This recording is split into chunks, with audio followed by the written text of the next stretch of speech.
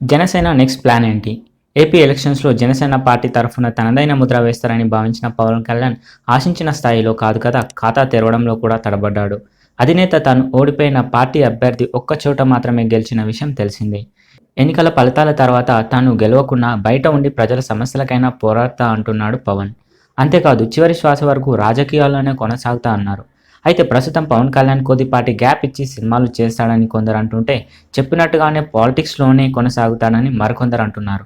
రాజకీయాల్లో ఎప్పుడూ పని ఉండదు. కనీసం గెలిచిన అసెంబ్లీకి అటెండ్ అవ్వాలన్న కండిషన్ ఉంటుంది.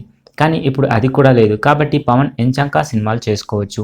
ఆల్రెడీ అడ్వాన్స్ ఇచ్చి రెడీగా ఉన్న నిర్మాతలు పవన్ ఎప్పుడు వచ్చి సినిమాలు చేస్తారా అని ఎదురు చూస్తున్నారు.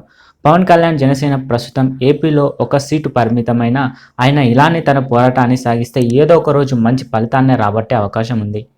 ఇక అందాక ప్రజల సమస్యల గురించి ప్రభుత్వాన్ని ప్రశ్నిస్తూ అటు సినిమాలు కూడా చేయొచ్చని కొందరి సలహా. మరి జనసేన అధిపతి ఎలా ఆలోచిస్తున్నాడో తెలియాల్సి ఉంది.